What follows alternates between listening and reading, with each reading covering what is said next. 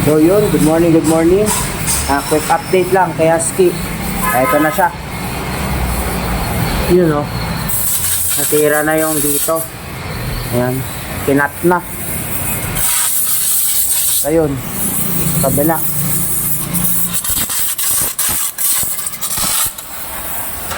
Kinakat na rin.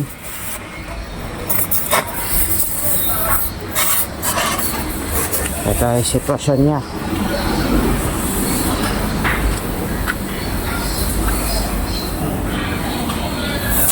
Ano nangyari? Yun, pinagpuputol na yung bulok, yung isang buong ano dito, yung bulok. Yung tinanggal na. Ay, papalitan ng bago. Ayan.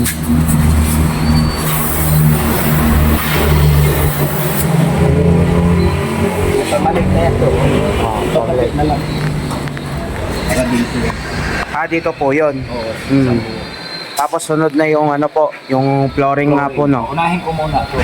Then dito kakapit yung flooring. Opo. Kapabuo na sa kanya yung running board. Ayun. Yan na.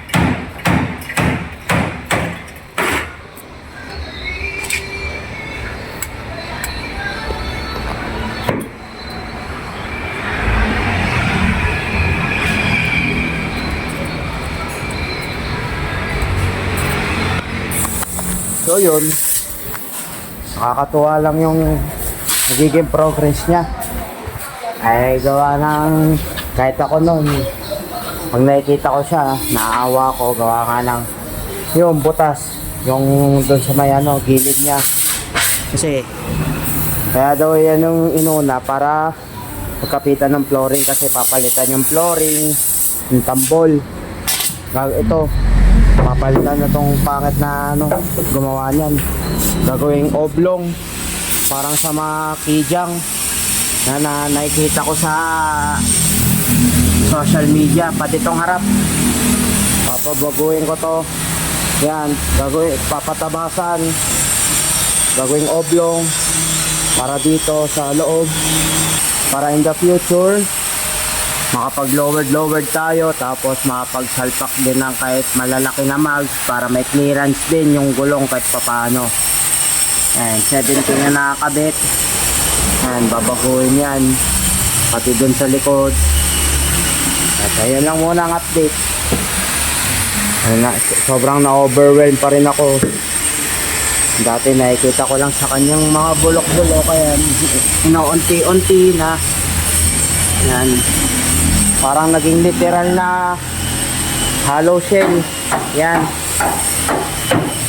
Yun. So, abang-abang lang sa mga susunod pa na ano, kaganapan sa Tamaraw FX na si Husky Boy.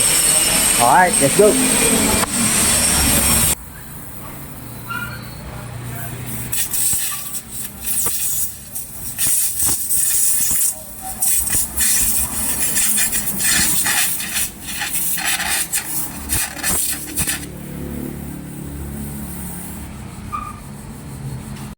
So yun guys, dito ulit tayo sa shop.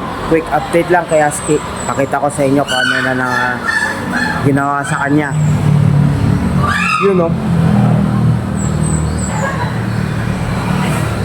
Pali itong harap, pinasagad na natin yung lower. Ganito yung naging fit sa fender.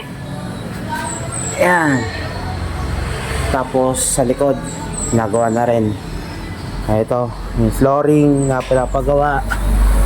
Yan, tinat na nila to. Yung isa, naikabit na, yung kabila. Yun. Ayan. Ito, still going. Repairing. Yung tambol. Ayan, butas na. Ayan. Yung matagal nating problema. Ayan, tinanggal na. Ayun. Kasi ang plano natin kay Husky guys, ilo-lower natin siya. Tapos sasalpakan natin ng ibang ano, mags. Pero syempre, abangan nyo yun kung anong mags yung isasalpak natin dito.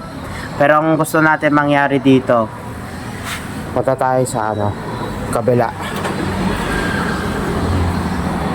Gusto natin mangyari dito, bababa din natin yung likod tulad dun sa harap, papantay natin.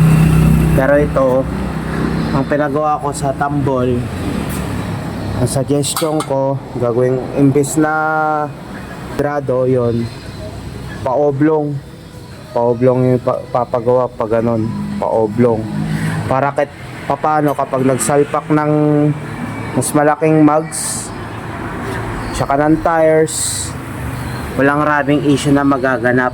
Tapos ito medyo ipapabanat ng onte, yan. Tapos ayan, gagawa ng paraan kung ano, di ko din alam kung anong magic ang gagawin nila dyan, paano ibababa. Tapos ayan, ano yung nagawa to, lata lodi. Yan, lata na yan, lata lodi. So yun, quick update kay Aski. Yun, so more to come. Yun, medyo ano, nakaka-excite na nakakaba kasi nga hindi natin alam kung ano na yung magiging kalabasan niya in the future. Kasi yung pagbibideo-video ko na ganito, eh makikita ko siya na ganito siya dati, tapos ngayon yun na. So nakatuwa lang, sobra nakatuwa. Kaya sinishare ko din sa inyo to guys, para syempre to inspire yan sa mga katulad ko na may electric na sasakyan, sa mga merong project cars yan. Huwag natin sukuan yung mga bagay na once na nagalaga sa atin sa mga biyahe natin, at syempre napamahal sa atin. So yun lang. Until next update, peace.